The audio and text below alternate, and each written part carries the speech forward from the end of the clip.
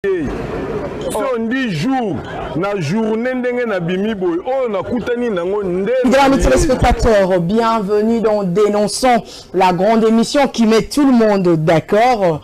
Je suis très heureuse d'avoir Bakeboza tellement ébélé en train de suivre cette grande émission. Au Pessibinombo de partout vous êtes, même Baoba Kolanda Bisso à partir de Facebook, nous sommes en direct. Allez-y vite, Tigui Télévision officielle sur Facebook, vous trouverez déjà l'émission Dénonçons en direct. Tozaluana, pour la kosa mosala, to robeta masolo ya mboka, nenge boyebi yango, négociation avec les 1-23, Tshisekedi a-t-il franchi la ligne rouge? Agression rwandaise, est-ce que la cohésion nationale est-elle une solution adéquate pour mettre fin à cette agression? Ce sont là les grandes questions.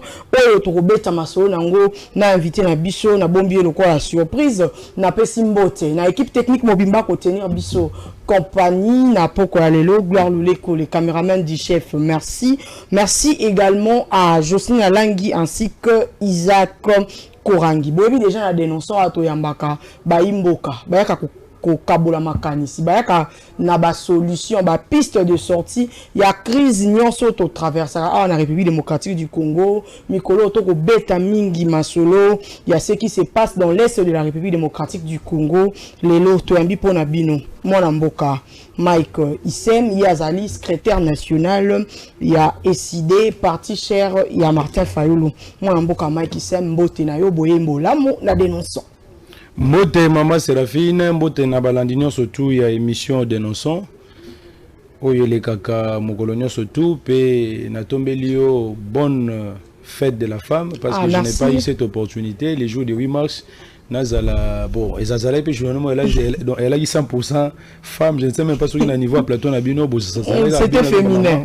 Bon mais ils appellent wana benga ngo déjà ezali discrimination faite à l'homme. Il faut tout le barango pe pourquoi est-ce que jour émission il fallait qu'il y ait présenter soit mobile à présenter mais ba invité bazala ba maman linga zala bien pour na ko laksa quand même que il y a la parité entre hommes femmes. C'est ça en tout cas c'est peli mingi et puis na pesi mona mboka Landry Makande Sikazo Landa Biso mbote, bonne guérison à vous. Et puis Madame Alangui et puis Bakambinyo surtout il y a chaîne Ntingi Pouloulou. Je pense que vous allez la liboso pe bala soukate na leka awa et je demande à tous les téléspectateurs fidèles il y a dénonçons base à la brancher parce que lelo za lelo tokoye bisabino bo solo peut-être batumusu balekaga wa balobara bo solo te mais il faut bageno dénoncer, il faut dénoncer. Très bien. Là où il y a du mal, il faut dénoncer. Donc ngana zana pour dénoncer pour na zawana juste pour défendre bino population. Merci. Très bien. Pour ça la tour actualité, les négociations directes entre Kinshasa et les M23 débuteront le 18 mars à Luanda, c'est ce qu'indique Média Congo. Guerre dans l'Est, quels sont les résultats des sanctions prises contre le Rwanda jusqu'à maintenant? C'est ce que l'opinion congolaise se demande. L'ECC et la CENCO saluent l'initiative des dialogues entre Kinshasa et le 1-23 proposé par le président angolais. Négociation avec les 1-23, un immense aveu de faiblesse de la part de Félix Tshisekedi. C'est comme ça que s'interroge Média Congo dans son éditorial. Guerre en République démocratique du Congo, la SADC annonce le retrait de ses troupes. Enfin, procès pour fuite devant les 1-23 et l'armée rwandaise. 5 officiers supérieurs de FARDC et de la police ont comparu devant la cour militaire cette matinée. Voilà, c'était tout pour l'essentiel de l'actualité. Tokobeta masolo amboka. Na bisa bino politique ba rebelle ba komi ko bimaloko la to benga ba ba na loko ba libérateur. Incroyable ezo kende ko incroyable politique et balukaka. Alors bandeko nyonso boyaki na plateau boganga ki na lancer lisusu appel plateau ya dénoncer za ya kofungwama boya lisusu to beta masolo na mwana mboka Mike Issem. Mwana mboka Mike Issem avant to simba pena actualité yango ndenge to annoncer to beta na lisolo ya ba braquage na Kinshasa. Lelo psychose ekoti kina komi ko banga kokota ba supermarché ba agence ya ba retrait ya ba monnaie parce que ba habité à tout bout de champ likambo ekoko changer réaction. Merci beaucoup, Maman Séraphine. Une fois de plus, merci. Insécurité dans la ville à Kinshasa est commise de plus en plus aggravée parce que vous avez même suivi le président Martin Fayoulou lors de son dernière allocution, message Noir Sala qui est le 30 décembre 2024, où il avait fait le bilan en Kablan et à Félix en 8 points et il avait abordé les problèmes du banditisme urbain. Oui, Azolobakeno est commis de plus en plus. Parce qu'on a vécu quand même l'insécurité dans la période de Kabila, mais ils ont le loté. Donc la ville est vraiment en insécurité. Et puis nous avons des mesures drastiques. Est-ce que vous avez que c'est la coïncidence Karati? Est-ce que au même moment que Est Simbate, Mbalamoro Kinshasa phénomène braquage. Non, est-ce que au moment que moi système mal intentionné basali pour saboter le régime non, les saboter non, ce sont les conséquences de la mauvaise gouvernance. Mais tu as déjà la mauvaise gouvernance, mais braquage est bon. Non, mais c'est mauvaise gouvernance. C'est peut-être Kabila là, il a 0, c'est que dans moins 10. C'est-à-dire qu'au lieu d'avancer, tu as sous un ciment. Ce qui fait que les lots, si tu as décidé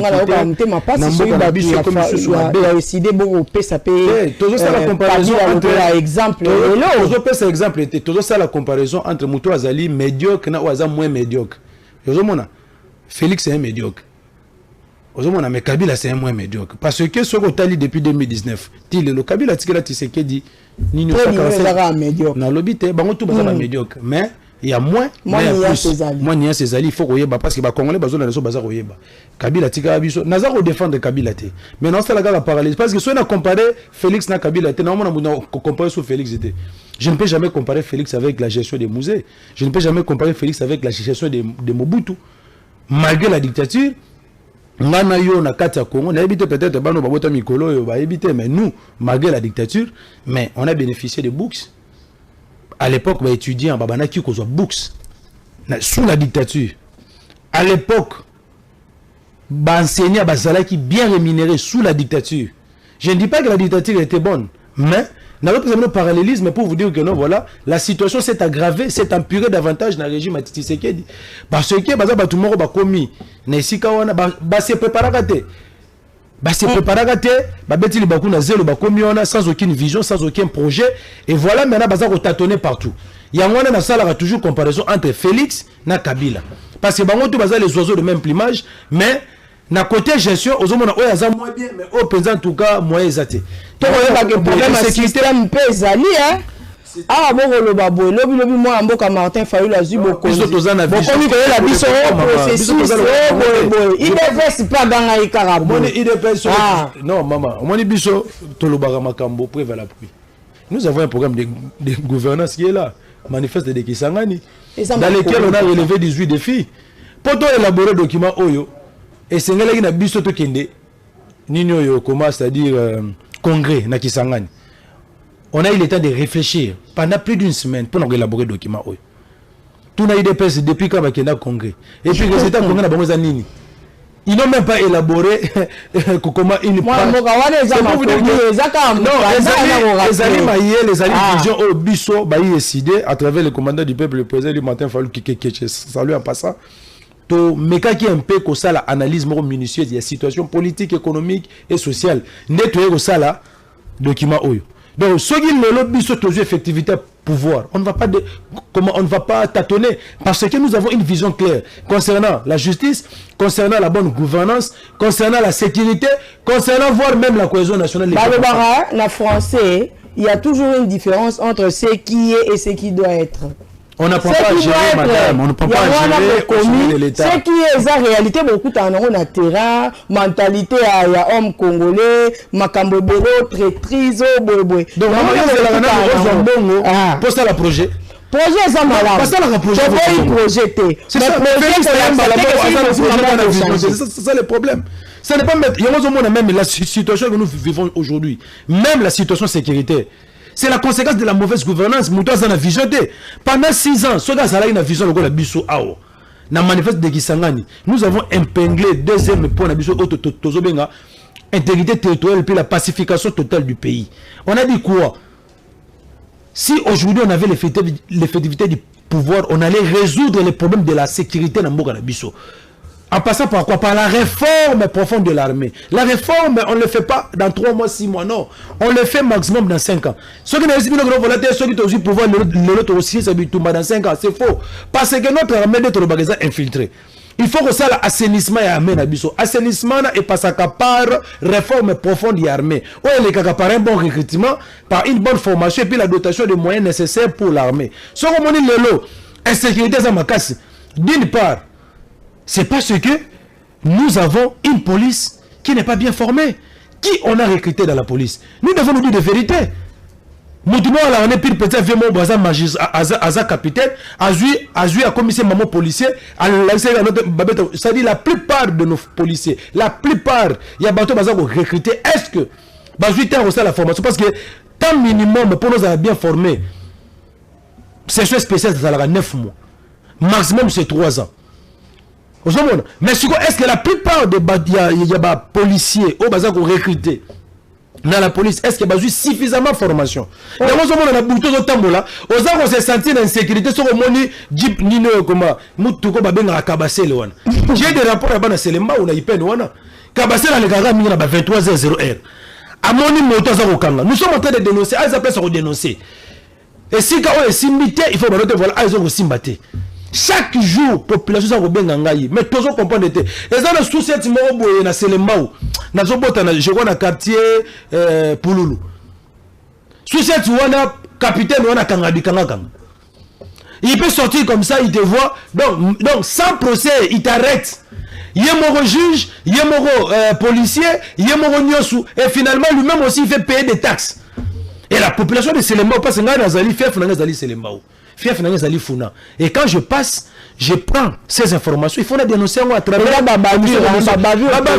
outil parce que on a pays au police et ça un peu oh là là maman mais n'a pas payé aux autres c'est-à-dire tu veux maintenant comparer l'Amérique avec la RDC. Non on biso ka policier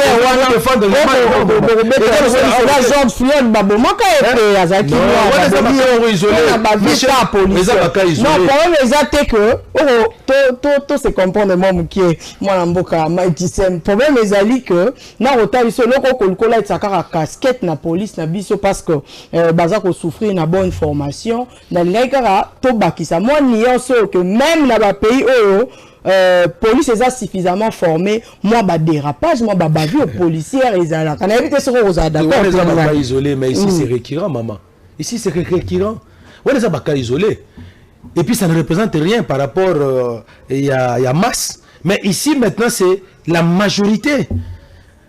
Notre police aujourd'hui, notre armée, nous sommes en train de débloquer la sécurité dans Mboka Nabiso, surtout dans la ville de Kinshasa. Les lots recrudescence et insécurité. Kounou n'a libre, pourquoi? Parce qu'il y a même certains Kounou, selon certaines informations, qui collaborent avec certains policiers. Moui ba yibi au téléphone, na ipen. Les soucis à ceux qui j'interpelle le général Beski Limbalimba. En tout cas, il doit descendre à l'IPN. Parce que Bazo Benganga tous les jours. Mouyiba yibi moutou téléphone. Mbakani mouyibi na téléphone, c'est-à-dire na flagrance. Baké na yé na souciat. Ou est-ce na IPN? Moutouana ba pèse téléphone na yé. Mais qu'est-ce que la police doit faire? Il doit prendre les voleurs en question, les transférer à qui des droits. À déférer soit dans le parquet, va condamner, mais non, c'est-à-dire à l'instant même, bazo pèse au téléphone, aux hommes on a déjà bazo tika mouto yiba kio. C'est pour vous dire que voilà qui est sous Goyiba, mais cette fois-ci ça allait gagner. Vous voyez, c'est ça des choses qu'on ne peut pas tolérer. Donc ne comparez pas l'incomparable. On ne peut pas comparer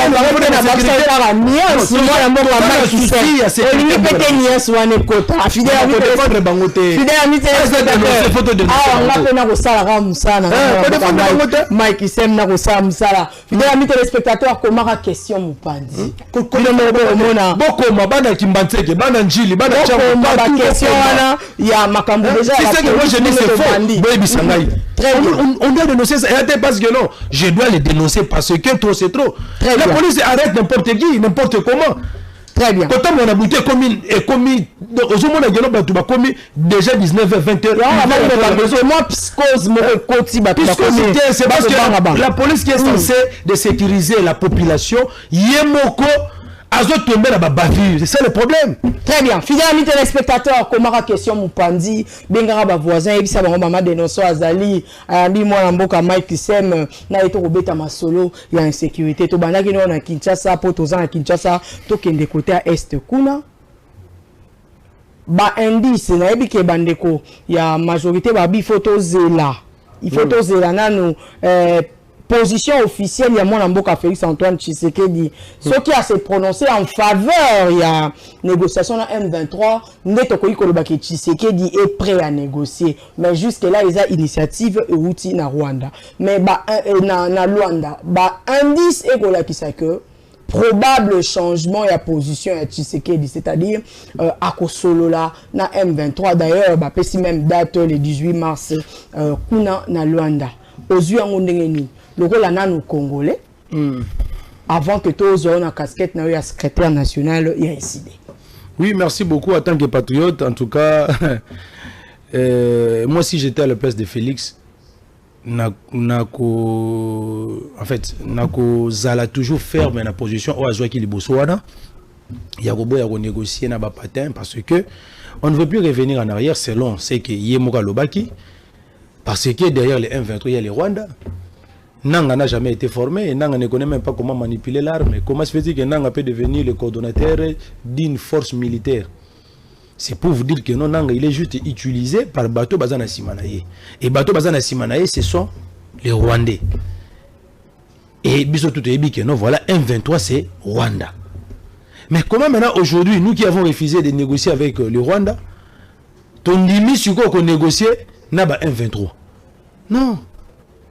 En tant que patriote, en tout cas, il a soutenu Félix dans la démarche. Parce que là, il avait fait preuve du patriotisme. Il disait, je ne peux pas accepter une revendication. Parce que la revendication, parce que dans la revendication, même lorsque vous irez à Luanda là-bas, tout ce que ces délégations-là du M23 diront, et vous allez dicter, Kagame. Ils vont demander qu'on puisse administrer Nanga, qu'on qui a moment, bateau, Koufa, qu'on a basé la nyama. Moutabomi nasuka bo administrer et ça doit s'arrêter. Attaque parce que je ne peux pas accepter ça. Bato ba kufi baza ba kongo lo yo nangai. Baza ba ndeko nangana yo.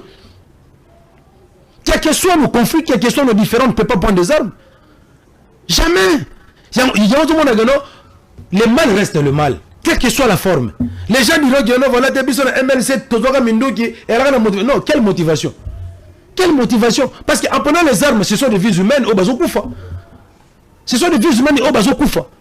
Ce sont des Congolais, on a connu plus de 6 millions de morts en Mboka Nabiso.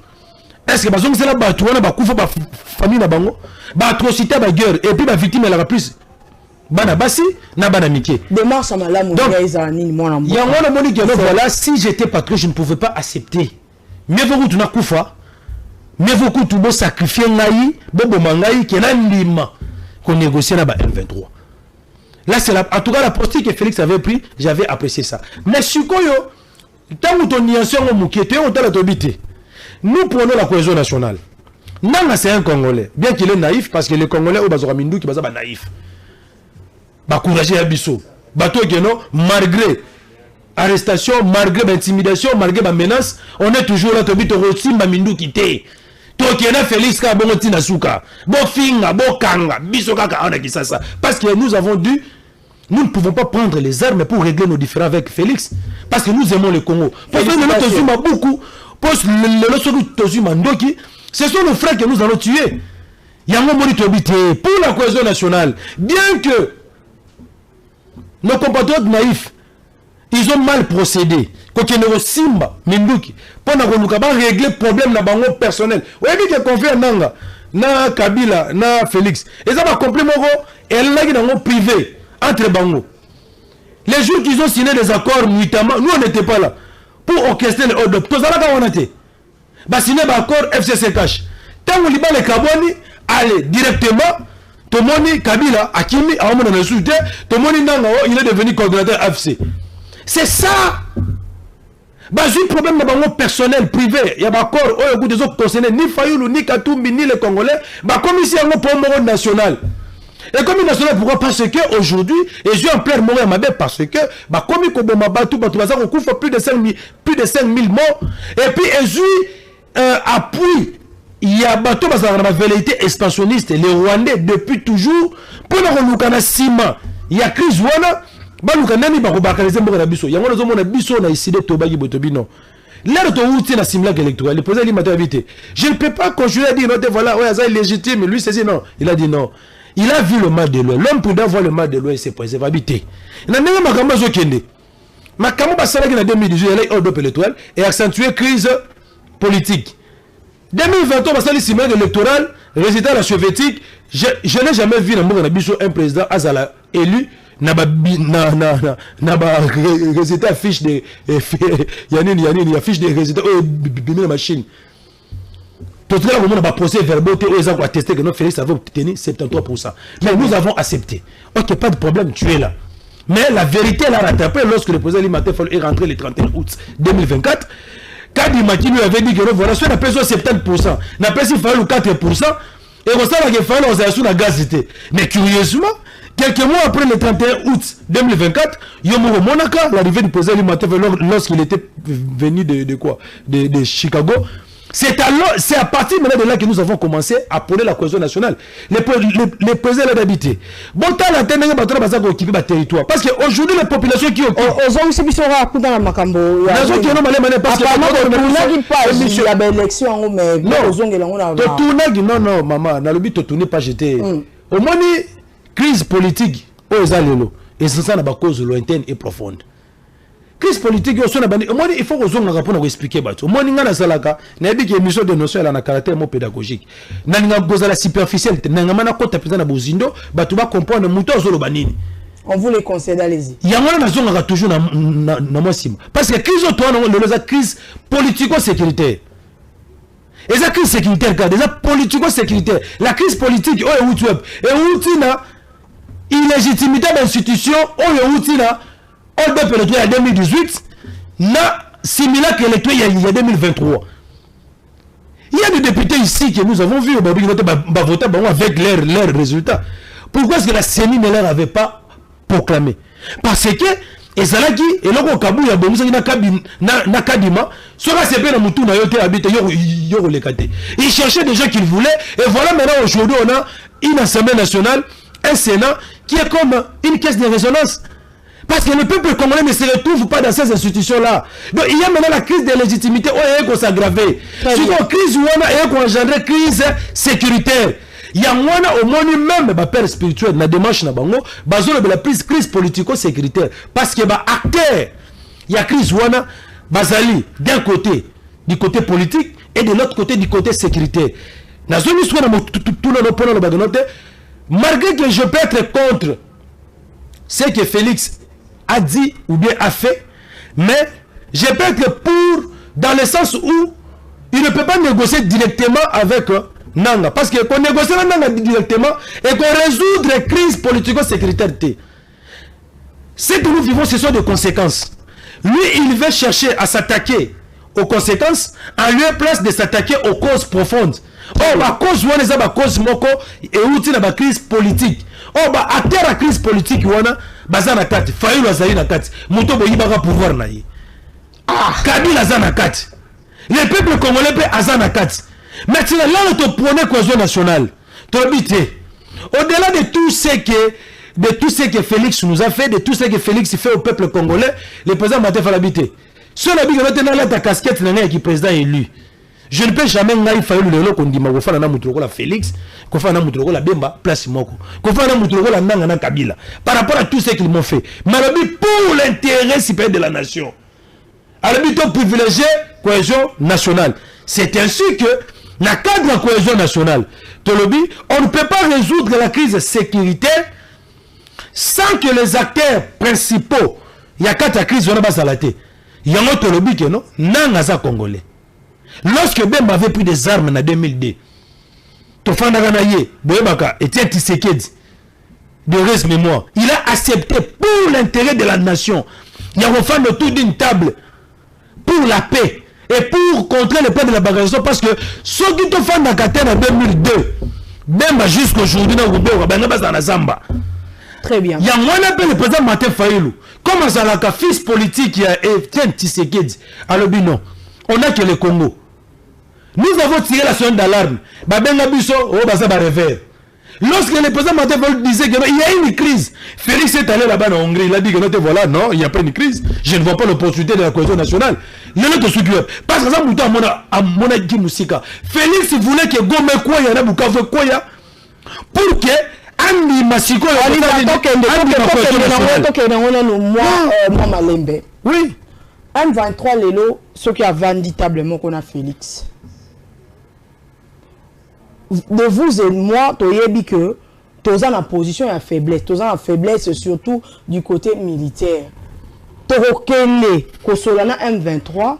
Nous allons accepter la réclamation à M23 en haut. Pour le Bambala Moro, que ceux qui ont accepté M23 dans la réclamation, tu as dit Bambala Moro, une injonction que vous avez en Rwanda. Non, mais. Donc, on a dit que tu as quitté l'issue. Faiblesse, et sur le plan interne et externe. Non, non. En tout cas, moi je vous dis, c'est sûr. Aujourd'hui, on a négocié directement dans M23. Et ça va le droit de négocier dans Rwanda. Non, non, c'est un mauvais schéma. Il y a un moment où Nanga, lorsque le président Limater avait fait son discours le 28, je crois, le 28 février, récemment ici, non, c'était, je crois, le 14 février, juste après la prise de la ville de Goma. Le président Limater était clair à l'obité. Il faut qu'il y ait un discours rassembleur. Aïko interpeller Batumi Satou. Interpeller Nangabi. Ceux qui réellement sont congolais. Olingaramboka Oyo. Nazo Senga na yo Otika Minduki. Dépose les armes.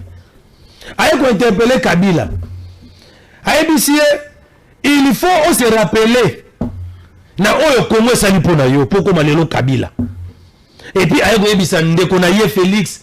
O babanaga rolala ndako moko na limité. Kolia fufu place moko.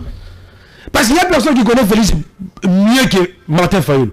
Tous ces gens qui sont autour de lui, ces vautours là, ne connaissent pas Félix. Le président Ebisi Abino. Yovan de Konangaï. Pour soutenir des marches à ma père spirituelle. Il y a un mois d'année que vous avez issue. Il y a crise où ils ont dérangé beaucoup cannabis. Pourquoi il a dit ça? Parce que, dans le moment où vous ne pouvez pas dire que notre voilà, n'a pas le gouvernement de cohésion nationale, n'a pas Fayulu, parce que nous avons contre Nanga, on ne peut pas créer des blocs, un bloc contre notre bloc. Ça ne va pas favoriser l'intérêt national. Ça ne va pas favoriser la cohésion nationale. Il y a moyen pour mettre à nu les stratégies du Rwanda. La vérité expansionniste, il y a un Rwandais.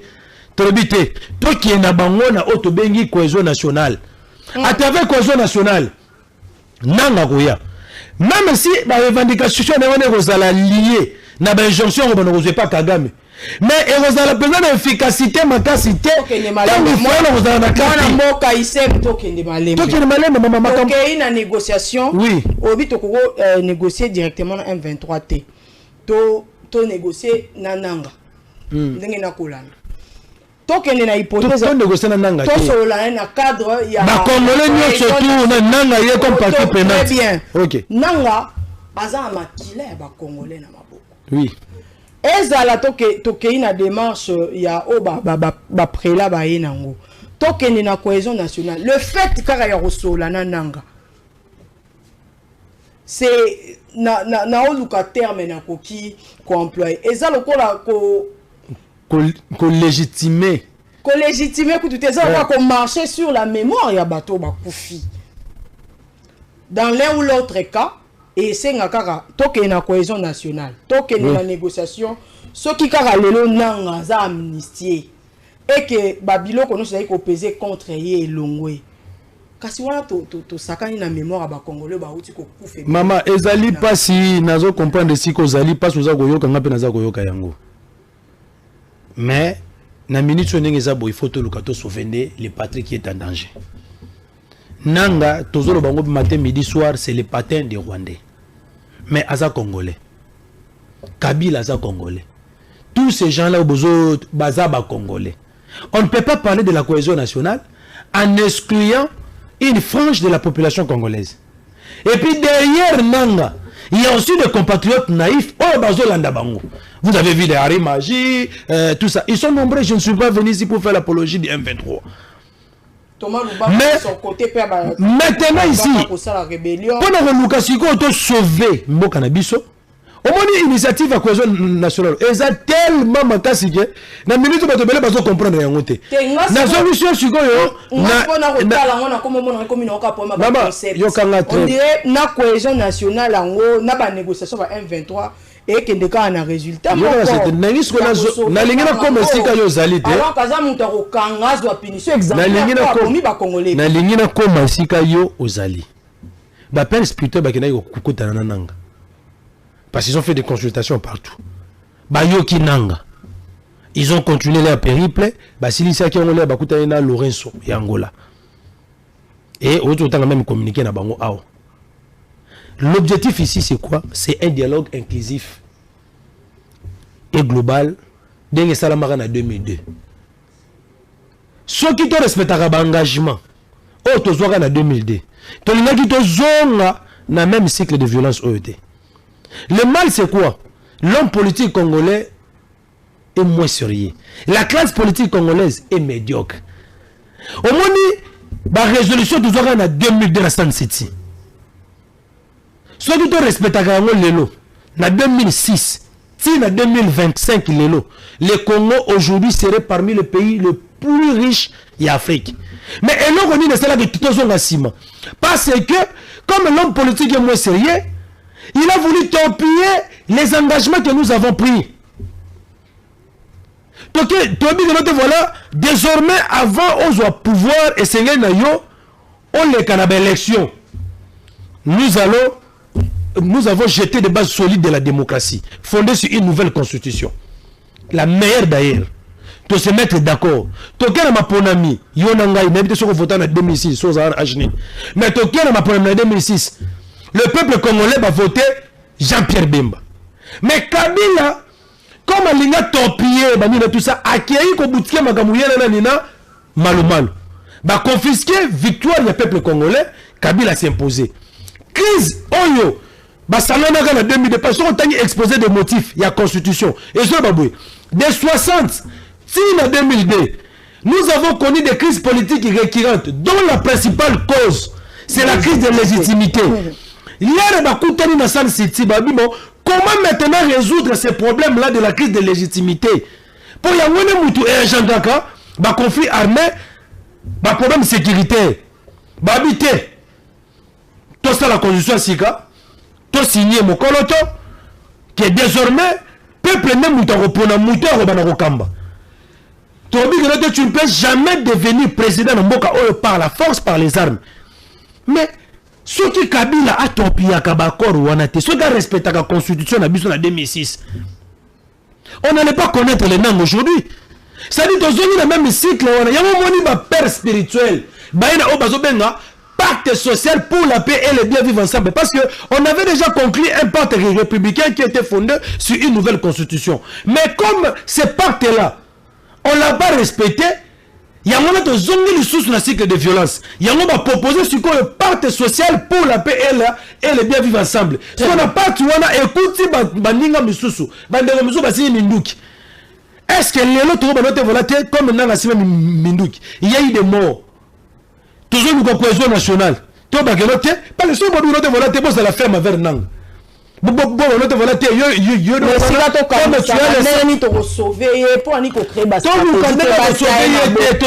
sauver Mboka. Maï déjà sauver Mboka.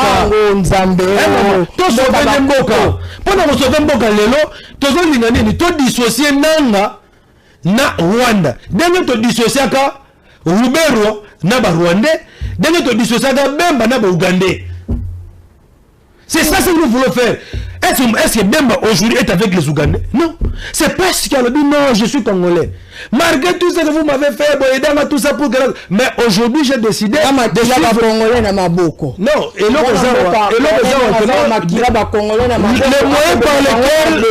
moyens par lesquels Bandeko Nabiso Bazako utilisait Ndeza Mabé.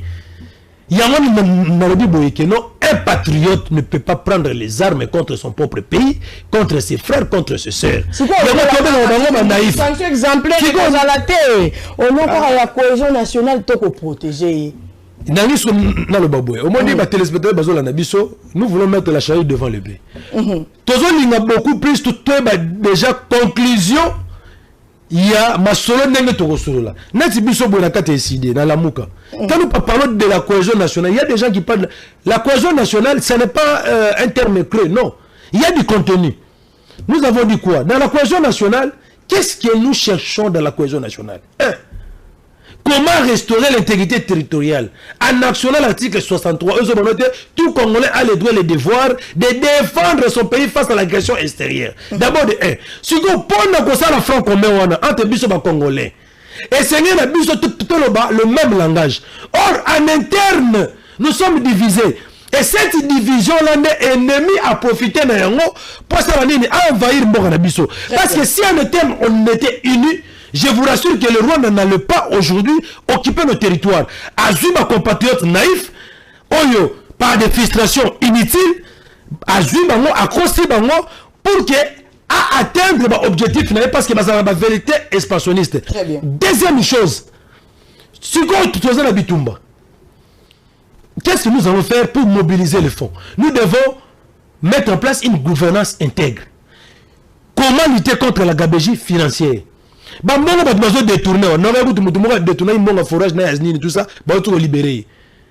le tombeau est vide. Les gens qui coupissent la prison, ce sont des gens qui défendent la population. Nous avons des menaces, on nous arrête.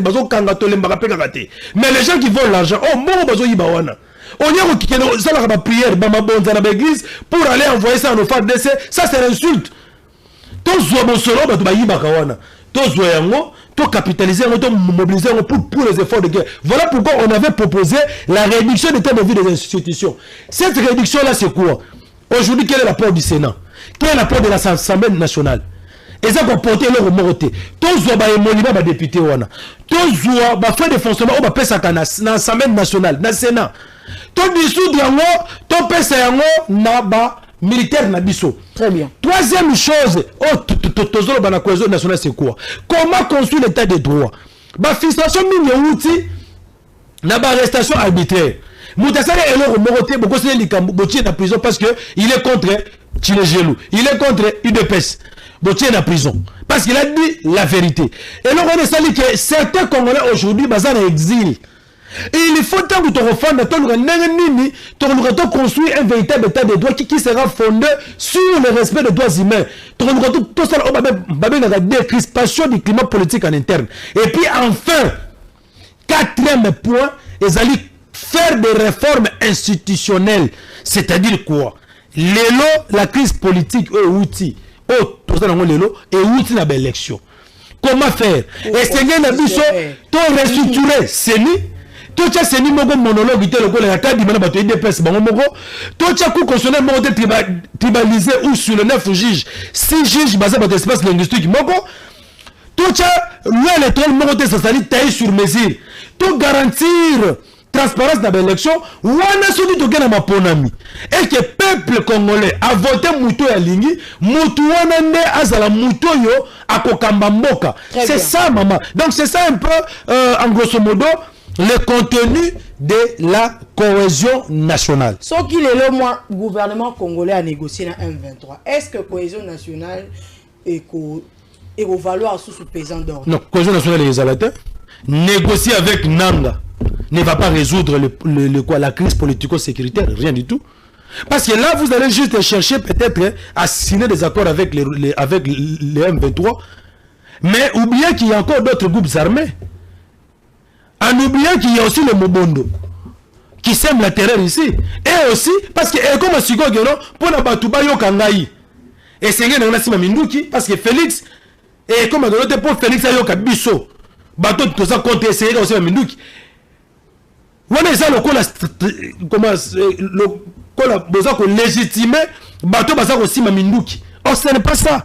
Mais donc, il y a la cohésion nationale, et ça, la négociation directe, parce que même sur Otali, résolution 27 tout ça qu'on a problème concept ton les spectateurs bon comment on va question là on le dit négociation la cohésion nationale to kozana nanga ce qui paye kasi nanga nemutu c'est lui la tête d'affiche non rien du tout comment ça qui a koningisa mbo non rien du tout la crise politique est là voilà na cohésion nationale to kozala na opposant na batunyo surtout et tout na bananga na kati to ke kasina oui batu ce qui peut to négocier na M23 makama onyo so nanga pa kozala ka na kati to ke le ceux qui vont négocier na M23 na nanga Fayulu Zate Katumba Zate les autres Congolais ne sont pas là et ça dialogue inclusivité et il n'y aura pas la cohésion nationale au contraire bon s'attaquer la conséquence mais bon résoudre la cause profonde de la crise.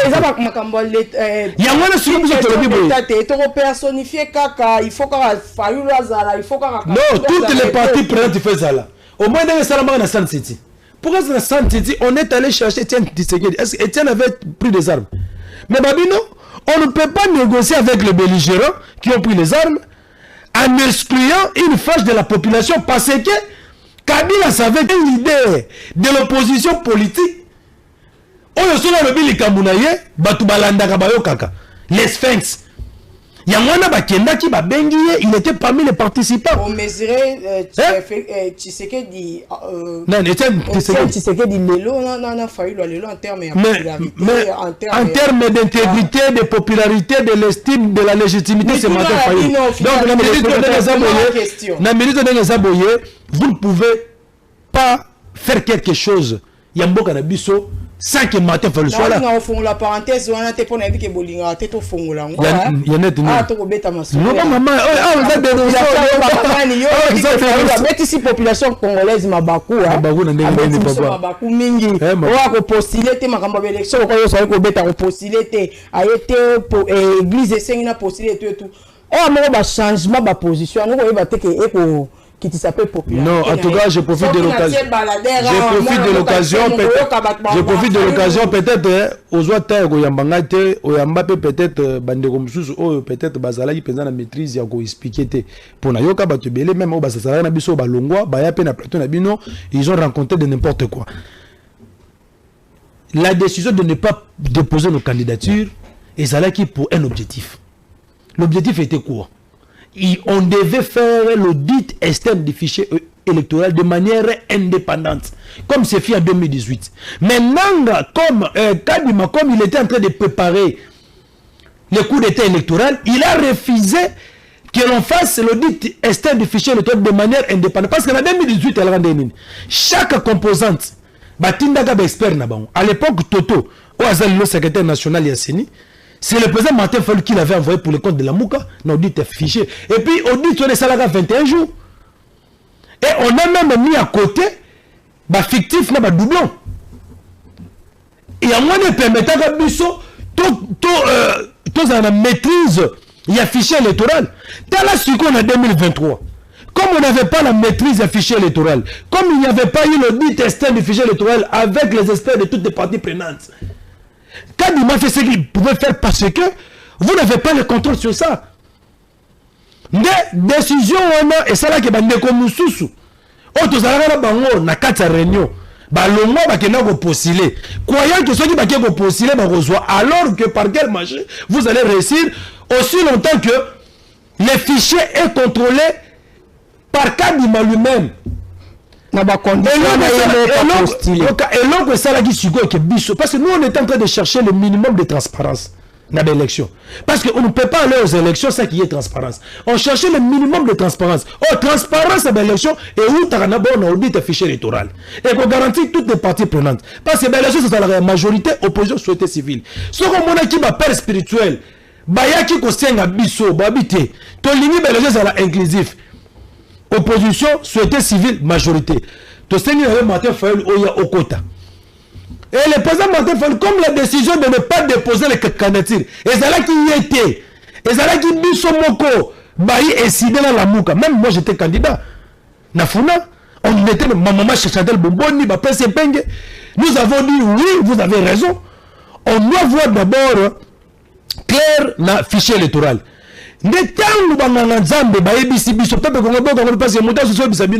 Je suis membre du bureau national et puis membre au assisté au collège de président ya Lamuka. Et j'ai assisté dans toutes ces réunions. Président.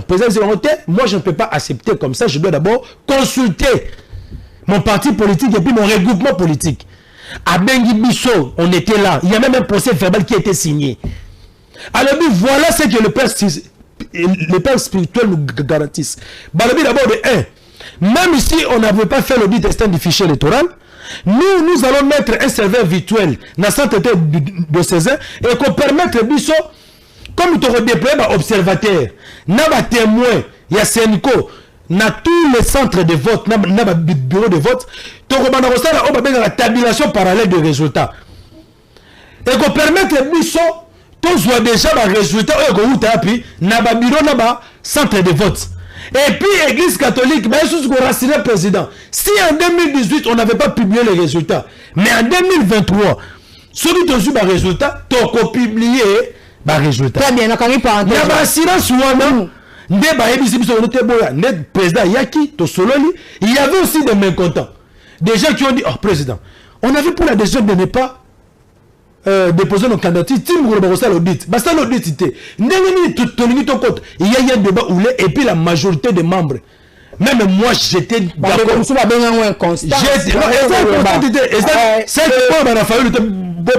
Voilà.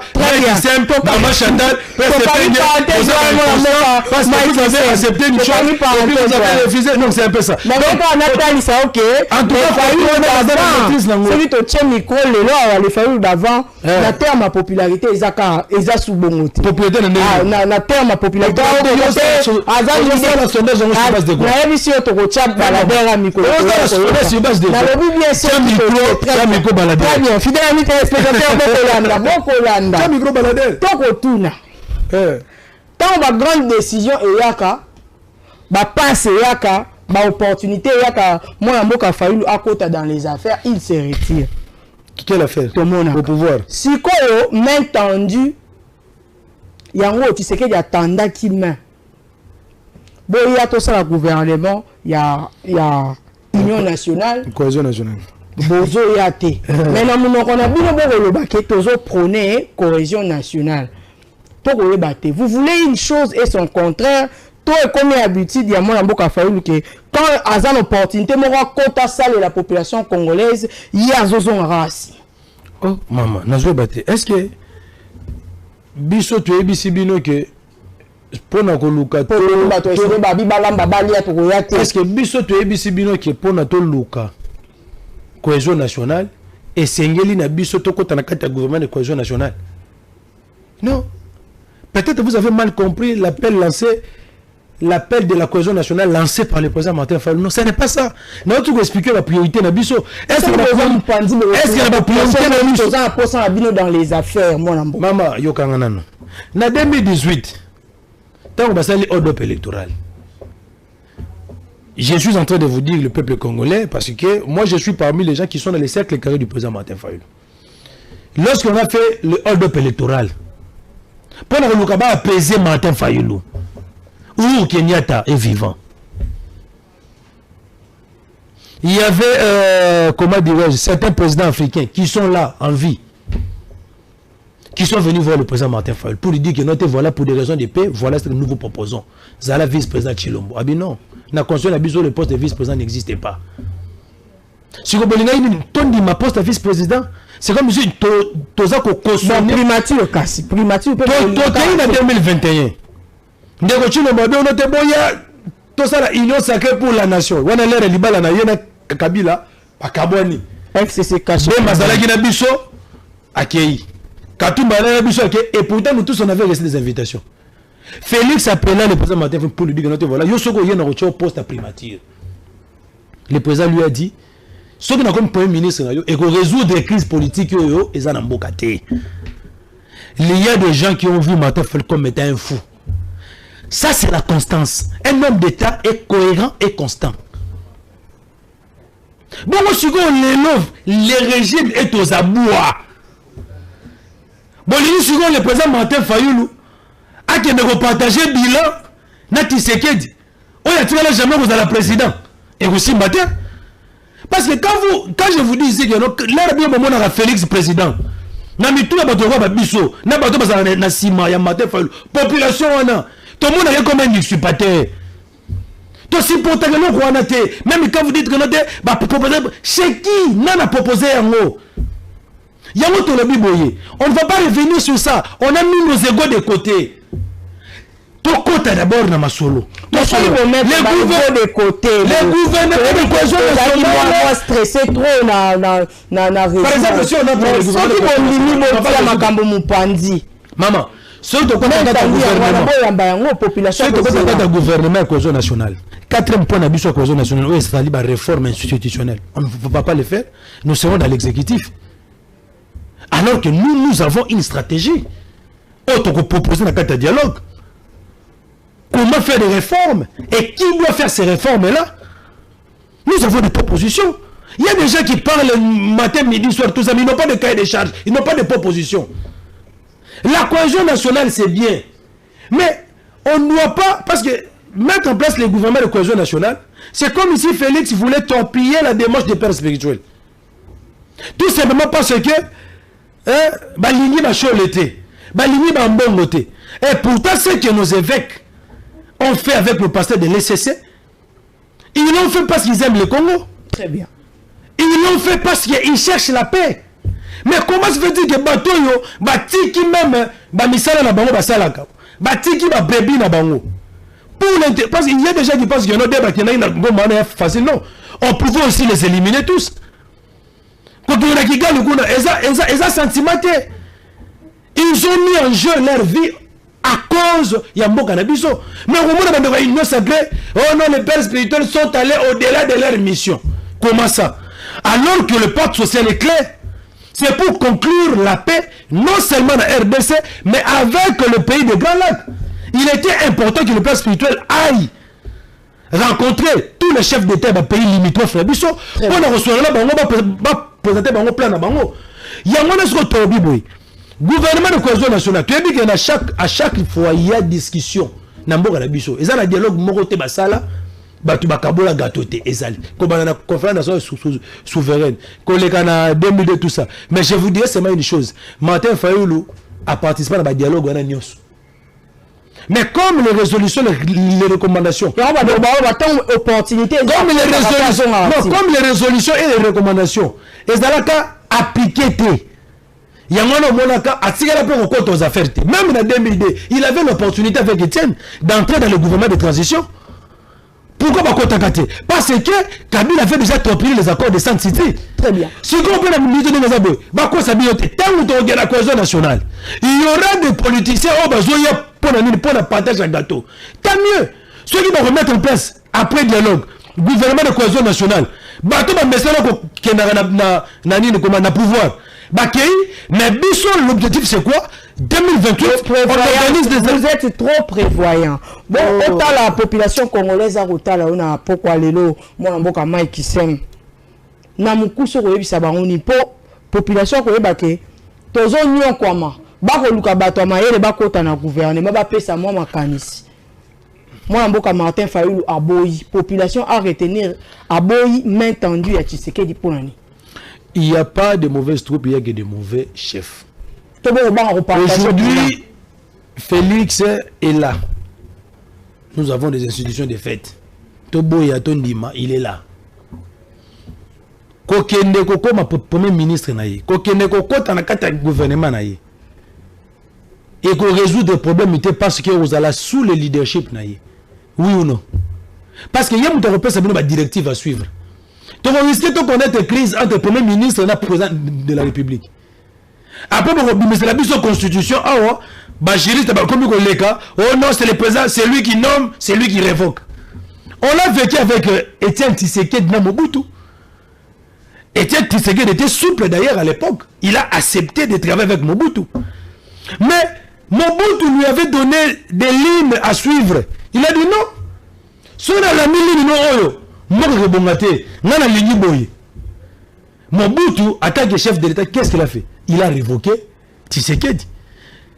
Nous allons revivre la même chose que nous avons vécu dans les années 90, 89. Il y a un moment où le président dit non, ça sera encore d'aggraver la crise, de créer des crises qui n'existent même pas. La main tendue de Félix aujourd'hui, c'est devenir dans le cadre des concertations. En tant que fils du pays, il représente l'union sacrée. Bande on a besoin de l'union sacrée parce que orgueilleux, le fundo, le lendo. Bisso union sacrée, c'est le président. D'ailleurs, il n'a pas mandaté Fenani, comment les confessions religieuses, tout ça. Qui vous a dit l'initiative là de pacte social? Est-ce que c'est Félix qui a pris ça? Ce sont des évêques. S'ils sont allés consulter Félix d'abord. Là, il faut les retenir. Ils ont sollicité l'audience pour aller consulter Félix. Mais de manière protocolaire, comme c'est fait en 2016, si aujourd'hui on veut convoquer les assises nationales, de manière protocolaire, Félix va signer l'ordonnance comme Kabila l'avait fait. Mais les résolutions qui sortiront de ces dialogues seront opposables à tous. Il y a gouvernement. Il y a des choses autres au Sala. Félix a au Sala. Il y a des choses où comme directive à suivre. Félix peut même dire à ses ministres et l'union sacrée de ne pas obéir. Et ça ne va pas favoriser l'avancement en Boka. Il y a pour éviter tout ça. Aux Awana, na l'union sacrée. Et là, au Banda, il y a un autre Nasuka. Mais nous sommes tous et ça n'a pas de l'eau moko. Tu sauves Mboka contre la balkanisation. Très bien. Pour nous sauver en eau, ton dimi, tu fais autour d'une table avec des voleurs patentés, avec des criminels, avec tout le monde, pour l'intérêt supérieur de la nation. Donc, tout le monde a noté que non, cohésion nationale, le président Martin Fayulu a ça comprenait, et ça, le la signe de faiblesse. Non. Non. On ne blague pas avec celui qui a la légitimité du peuple congolais. Il y a des gens qui pensent que non, la révolution populaire est plus dangereuse que la révolution armée. Si aujourd'hui, soyez un schéma de la cohésion nationale échoué, maman Séraphine, Nadia Bissayo, le président élu Martin Fayulu, en tant que commandant du peuple, il va prendre le taureau par les cornes et il va donner le mot d'ordre. Et ce qu'on appelle ce mot d'ordre d'application à l'article 64, c'est alors que Nanga saura que la révolution armée oiseau mené kuna est efficace que la révolution populaire. Mais pour mobiliser la population, tu vas libérer la zone occupée dans l'Est. Bah, faut-il les attendre? Ceux qui font les boucheries, ils mènent Moussoussou. Dans le seul but, il y a que sauvegarder l'intégrité territoriale. Dans le seul but, il y a que sauver la paix à balkanisation. Aujourd'hui, moi, je suis parmi les patriotes, des Congolais, après, même sans formation. S'il faut en découdre avec le Rwandais, non, peuple congolais a un kanda. Peuple congolais a un kanda. Ping-pong. Mais les jours où le peuple a retombé, il y a un phénomène de printemps arabe. Le bateau a plus de 35 ans de pouvoir au Moubarak en Égypte. Et dans la province, manifestation, ils ont chassé leur président. Le printemps arabe. Et si aujourd'hui, on applique l'article 64, parce que tout le monde, et comme le gars a joué ping-pong, quand on a négocié, ça m'a fait Bizeti.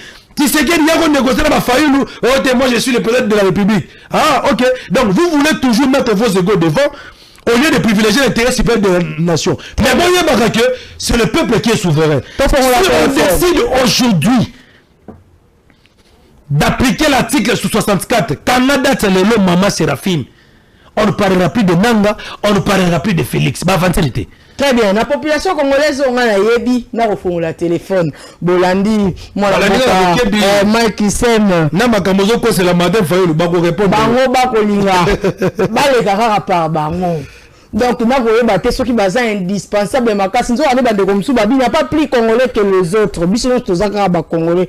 Est-ce qu'il faut ba landa kaka makambo Fayulu ko lo ba poto bima na crise. Yeka na nemi to azana clé wana les impressions moi na mboka Mike Issem apesi na plateau. On dira pas Fayulu muto bimisa biso na pasio azali te to refongo la téléphone micro Kalaming te to kozwa bino juste après transition au bengi zala mokuse pour na moni ba pele eza mo ebele transition.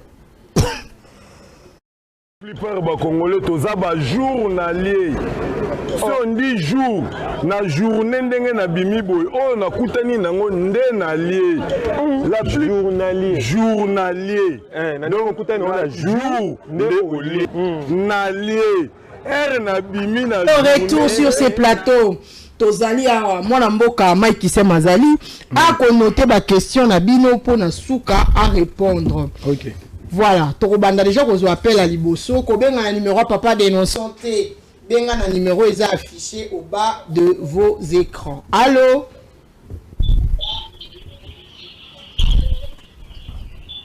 Allô? Oui, bonsoir. Oui, tous en direct.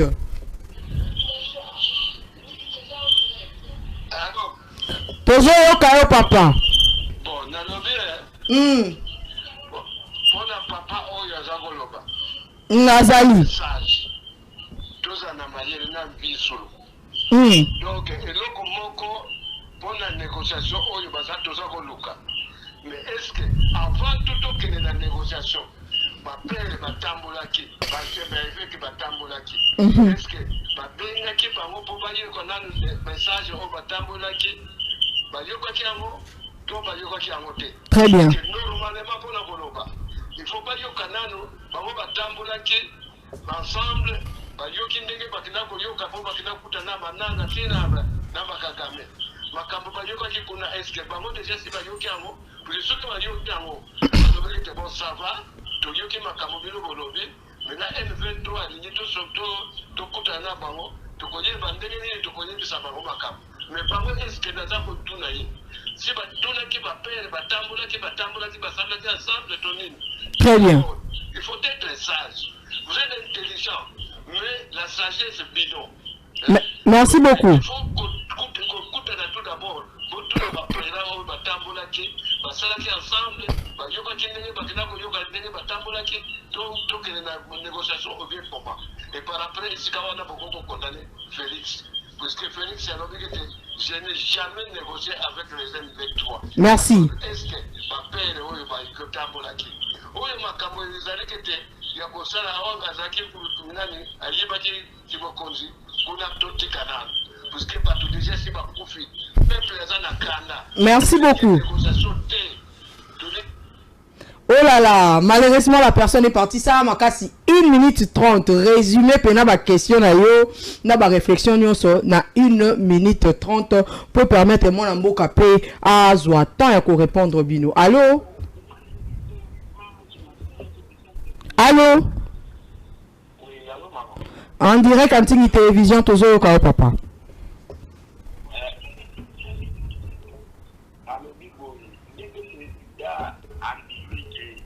Négocier na banque.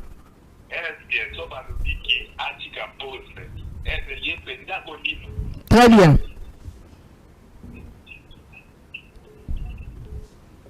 Parce que le programme est là qui a été le Bamou. Donc il y a un condiment, vous n'avez qu'à dire que vous avez un il est mort comme un peu, après il y a organisé l'élection, il y a bien parce qu'il y a un soin qui est à l'État. Merci beaucoup.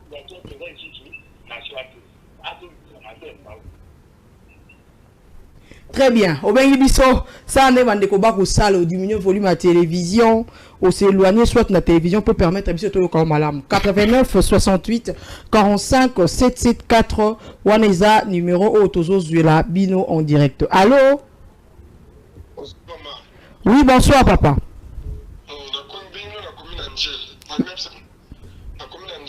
Merci.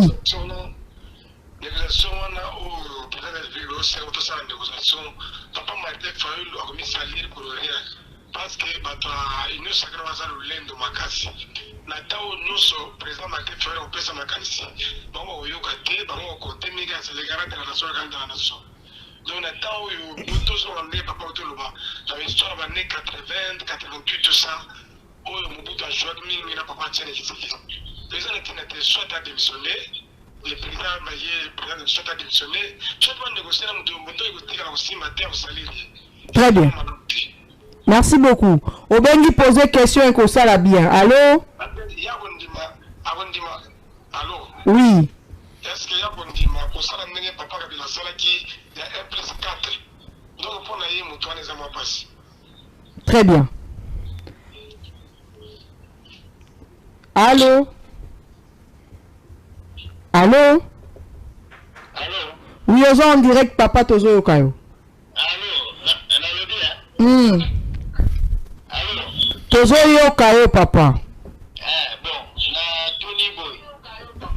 Na Lobby Boy. Nani mutu oya na plateau ya Martin Fayou. Nazolanda papa. Azolanda papa.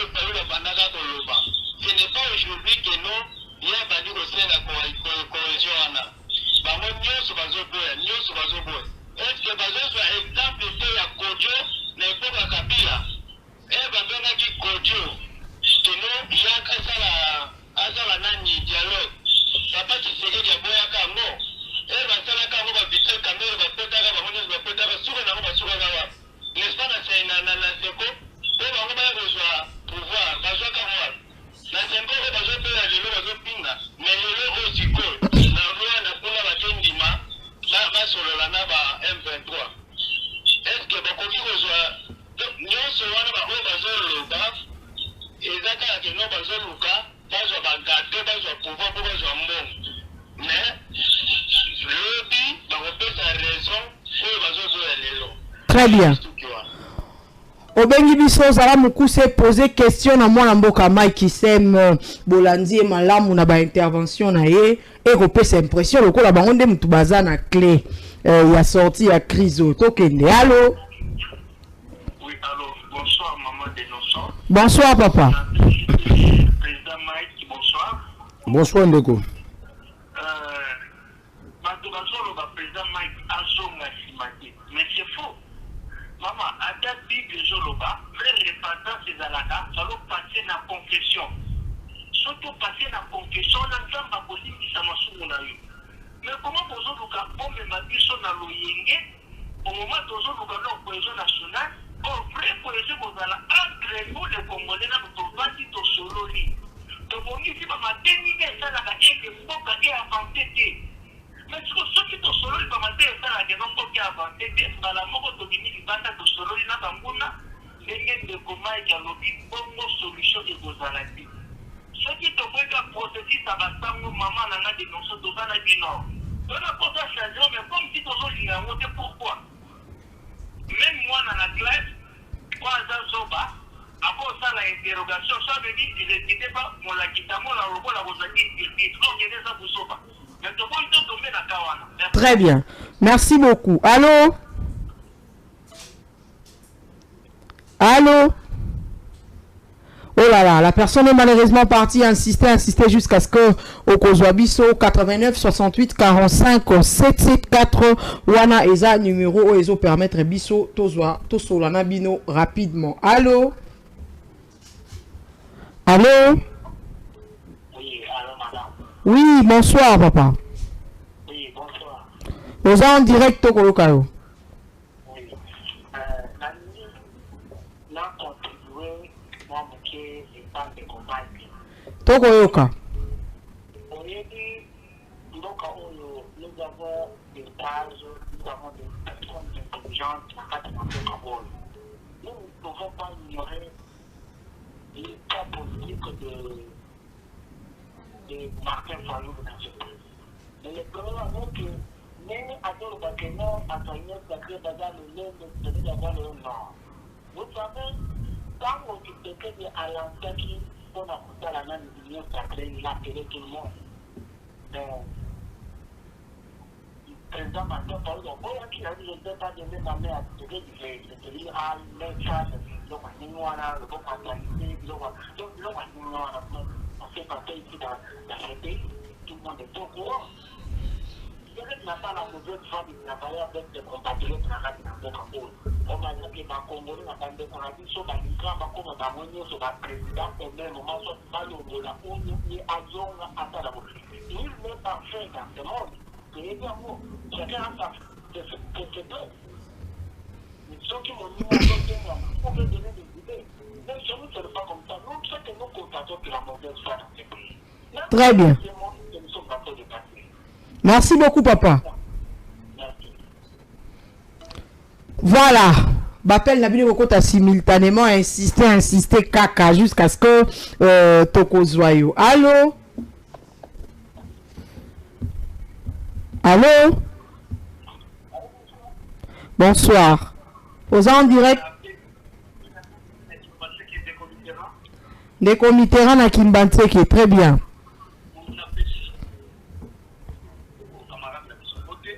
Olo ba moi makasi papa Mitterrand. Mbote ndeko Mitterrand nazolanda yo.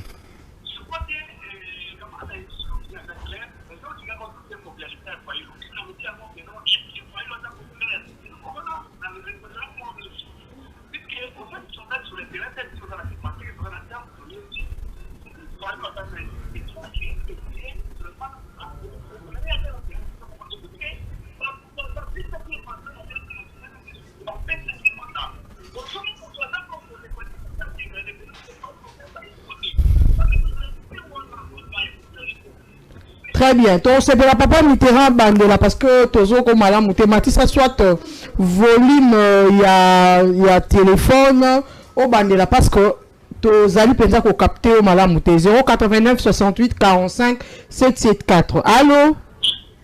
Oui, allô? Oui, Togo Yoka, papa. Ah, si c'est bon.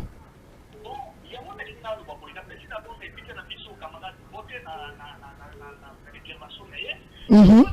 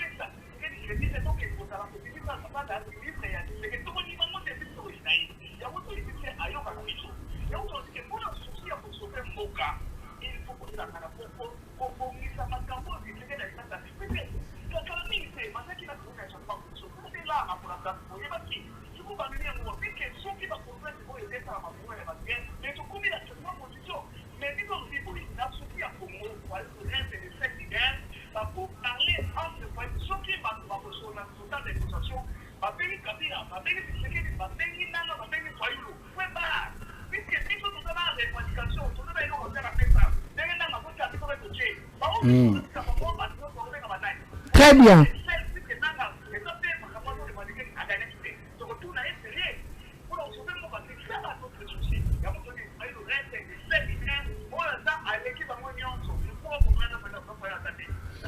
Merci beaucoup. Allô?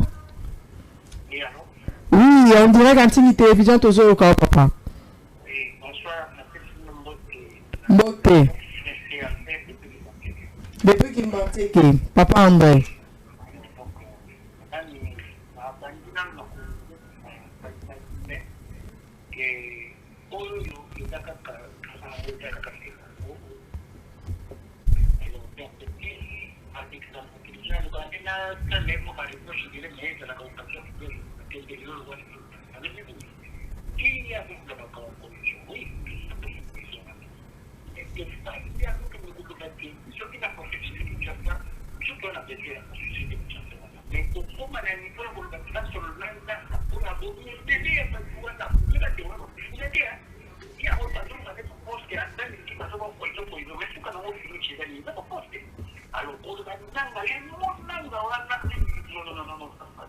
Très bien.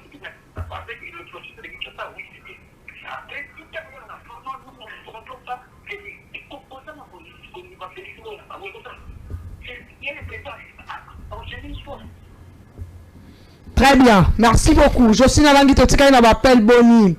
Totika na appel boni, fidèle amis téléspectateurs, on a qu'on rappelé bino que Natika Kaka na appel mi balé avant dans un message ya bande ko ba koma depuis Facebook parce que ba peut baza ba téléspectateurs on a biso. Voilà, je vais prendre allô. Allô. Allô maman, bonsoir. Bonsoir, papa en direct au Koyokayo.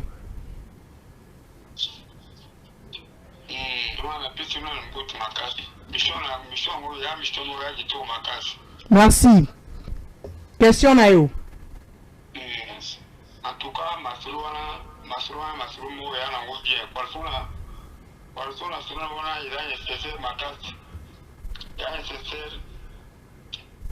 Pour la joba congolais ya na ngobie, ya ndra mo ya bien. Nous sommes na président Martin Fayulu. Et après la bozo wana ti la bozo wana na gouvernement wana ti toboyi atia poso tozali donc pour la biso ba dimbantengi na quartier 3 en tout cas tolinga te to ba kumule kuna ti ya wana na lobana elo wana. Merci beaucoup. Et Tika l'appel à Souka 89 68 45 774 numéro est affiché yango bandeko ba obenga so posa question obengi tozuyo. Allô? Allô? Oui, allô maman. Vous en direct papa Togo Kayo. Oui, maman, na tolobi boy.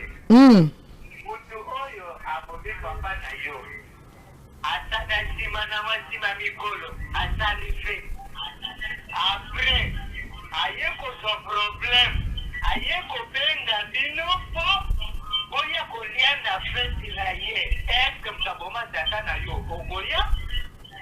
Bato ba de tourner volonté peuple congolais à travers Martin Fayulu.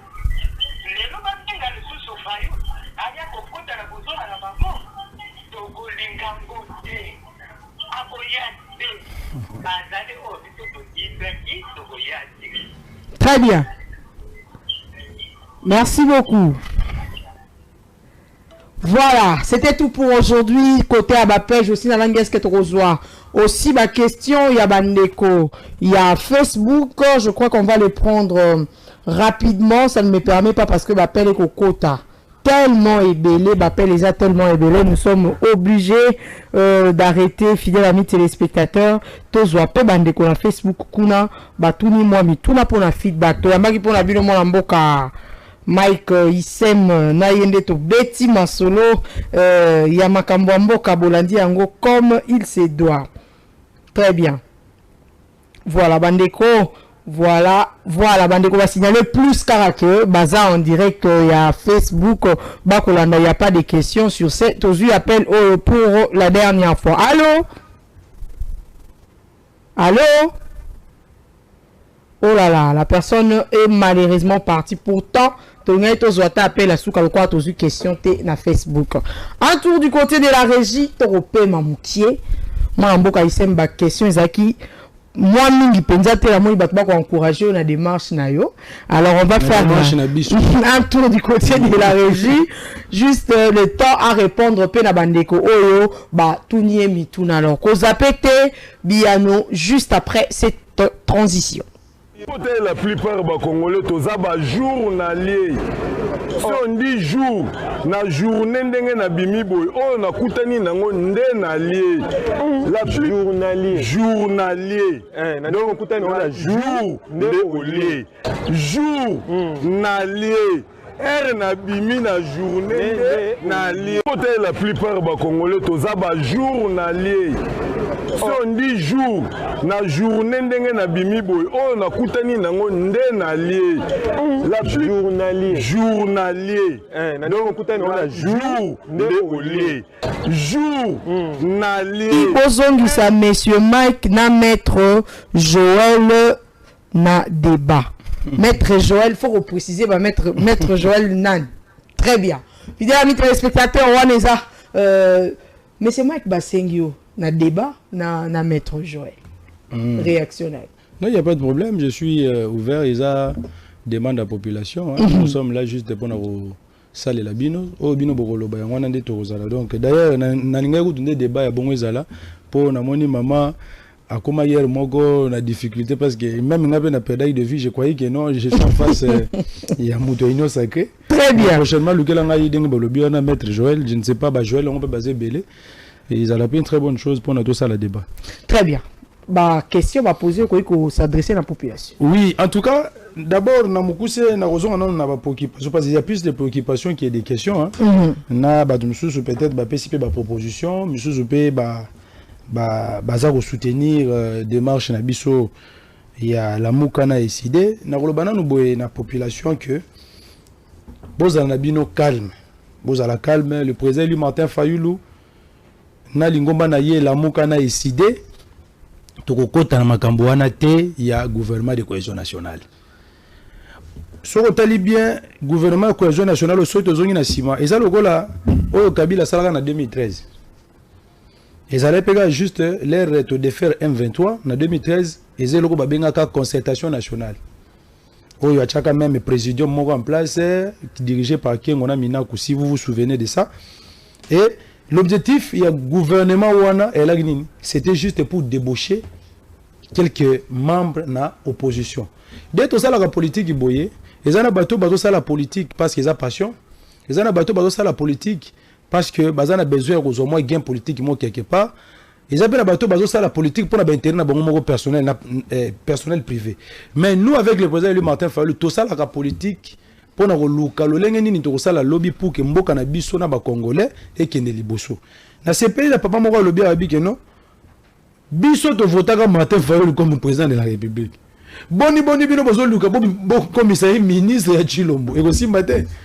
Donc le président Martin Fayulu na zawana azali ko yoka kaka o population azako lobana ye ce qui peuple congolais ba ebisi président Martin Fayulu na ndenge makambo eza kokende to moni ke sengeli na yo aussi mandeko no face na loboko bo travailler na ye le président du Martin Fayulu ne va pas refuser.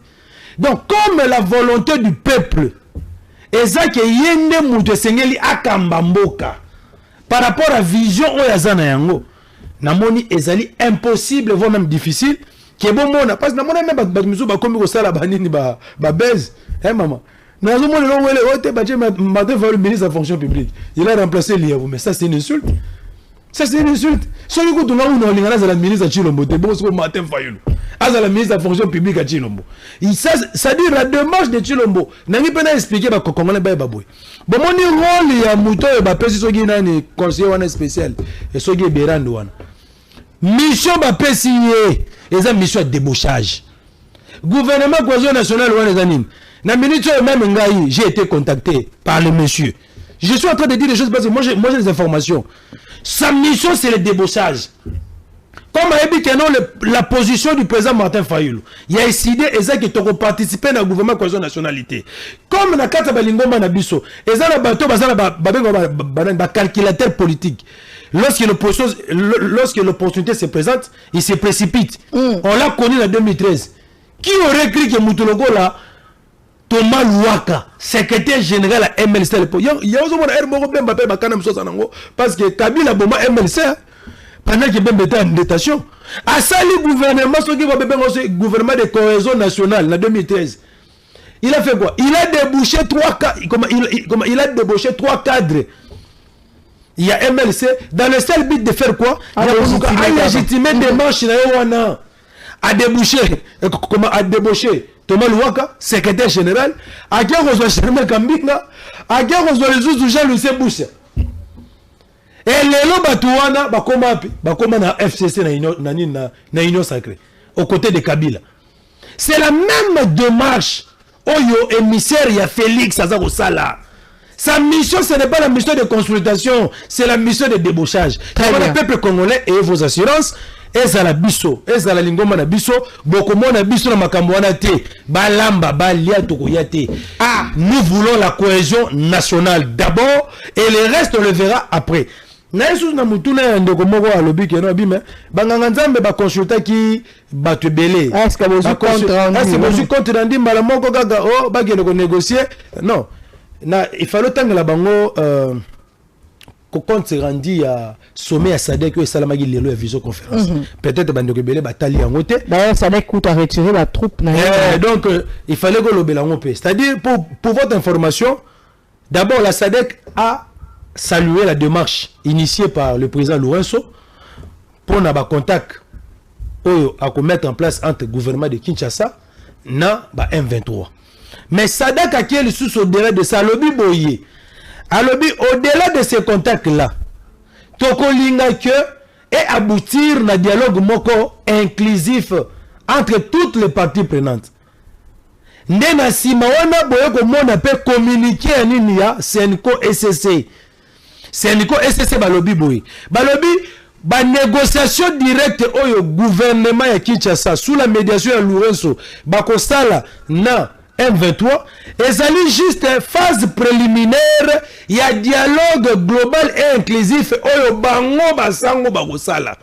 D'une part bozui déjà compte rendu il y a ba consultation c'est-à-dire que non ba père spirituel baza ko soutenir démarche wana parce que avant Félix Akenangola Lourenço yambaki ba père spirituel l'air yambi bango 24 heures après Félix Akei tango Félix Akende toyeko yoka que non communiquer ba négociation directe na M23 yango tolobi boy il ne va pas seulement se limiter dans ça yango moni que ba père spirituel ba zongi na makanisi na biso ke bokoki kaka kosona nanga te parce que il résoudre le problème ité et seigneur na bino ete à travers le pacte social pour la paix et le bien vivre ensemble qu'on fasse des sabakongo mani nyonso tout au solo là na moni peso papa moko aza très catégorique tokoki jamais qu'on négocie na bananga nanga kombo abi kombo wana kala so ayo kango ezo saler déjà et saler déjà parce que c'est un criminel, il tue, il viole nos frères et sœurs, ça fait très mal. Biso nous sommes na biso boye na minute yo na Bukavu na Goma nos militants nos cadres bazo vivent en clandestinité. C'est pour dire à nos frères que nous sommes les combien à Kinshasa. On ne parlera plus de l'opposition. On ne parlera plus de l'union sacrée. On ne parlera plus de la société civile. On parlera du Rwanda. Aujourd'hui, ce sont les troupes rwandaises. Moutoubazaliko, ça la terreur na niveau ya Goma na Bukavu. C'est ainsi que nous disons ceci. Et ça déjà plein de balkanisation qui est en train d'être mise en œuvre petit à petit. Il y a des Congolais qui disent que non, mais déjà dans Mikolo, Félix allait changer la constitution. Qui vous dit ça? Nous l'avons mis en garde, nous avons dit que non, si tu oses de réviser même une virgule de la constitution, tu auras le peuple sur son chemin. C'est pour vous dire que, na comprendre Kananayo. Mais au-delà de Kananayo, total intérêt à Mboka Nabiso. Ce qui est là, tu as négocié na nangate. Si vous avez une proposition, vous avez monique, tu as pour reconquérir le territoire occupé par les M23. Parce que derrière les M23, il n'y a pas seulement le Rwanda, mais il y a aussi des puissances mondiales. Maman, et c'est conflit, comment c'est-à-dire, problème où Mboka Nabiso a fait face, et projet c'est-à-dire complètement international. Commissionnaire. On a daté depuis 60. Lumumba dans 60 alors que Kagame n'était pas là. Museveni n'était pas là. Lumumba avait dit que on cherche à tout prix de balkaniser notre pays. Et dans son testament, Lumumba nous a dit il ne faut jamais accepter la balkanisation du Congo. C'est pour vous dire quoi? Les velléités expansionnistes et le complot international. Et où na Kagame, na Museveni, parce que bon, et ça qu'on daté depuis 60. Banani bazala ba velléité expansionniste on les vrais agents au bazo lukaba kabola mboka na biso ba lukaba balkaniser et ça la unité nationale ba puissance mondiale ya mwana moni esengé na biso siko ba congolais tous ya conscience wana il y a danger au mboka na biso c'est ko faire face tout le même langage pour ne contrer plan wana soki to saleli en côté le pays sera balkanisé à coup sûr. Donc c'est ça maman c'est la fille pour et puis na moni ba question c'est belé awa Badoussous Balobi que non, ndenge sawana, et c'est na Félix a démissionné kaka, a zongi c'est la matin fait le pouvoir na. Yangwana tolobi boy. Au moins Félix à réserver ma surprise. Tant que qui aurait cru que Félix aujourd'hui allait accepter de négocier avec les M23? Lui qui hier, avant-hier, il disait même à taba M23 m'a commis na liboso na redémissionné.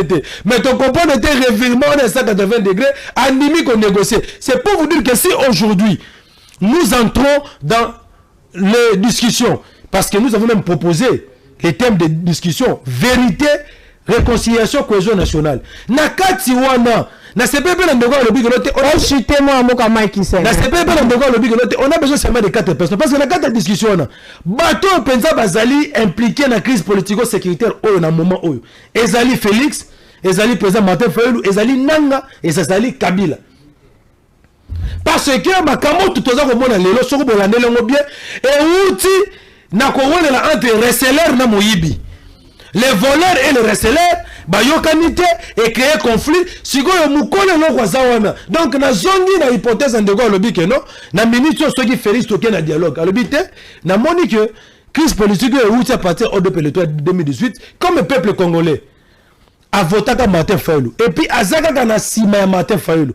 Ngai Félix Tshisekedi Nandimi qu'on remettre le pouvoir à qui des droits, c'est-à-dire Martin Fayulu. Et je pense que même Nanga n'aura plus de revendications, même Kagame n'aura plus de revendications et on va mettre fin à cette crise. Et puis la ligne chité maman.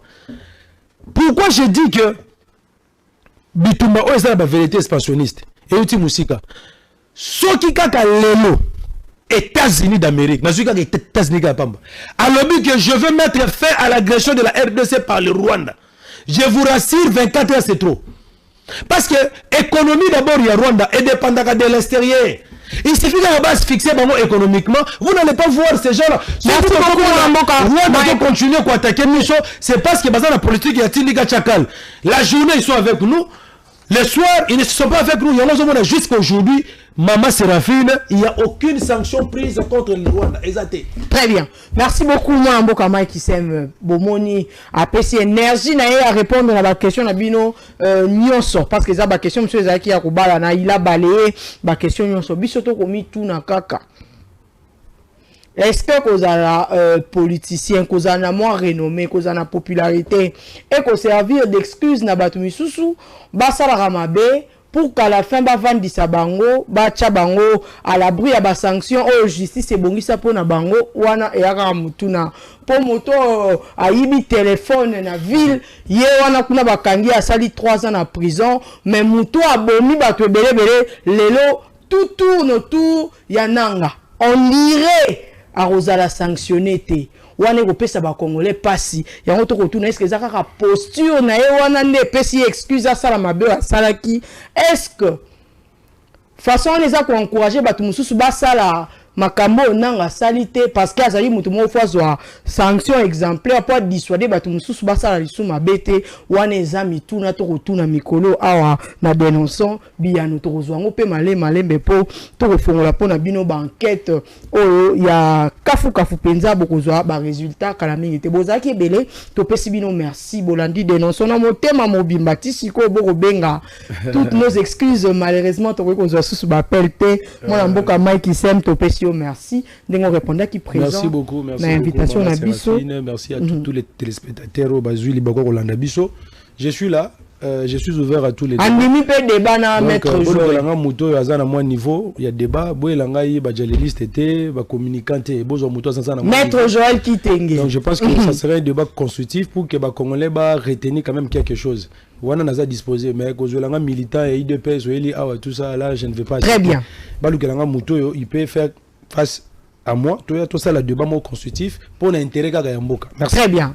Nicolas Koya Bokozwa, maître monsieur Mike qui s'aime à na plateau na débat na mwana mboka Joël Kitenge barobeta kaka masolo ya mboka olingi otala émission mobimba lisusu kene na YouTube tingi télévision officielle ce que olingi olandango lisusu na rediffusion bien lobi na tongo ne bo mesana kotala yango mais yeba ke koza la rediffusion alors to pesi bino mbote ngai na bino to kutani lisusu lobi pokwa elamu o mabota bino Congolais toza ba journalier so ndi jour na journée ndenge na bimi boy o na kutani nango nde na lié la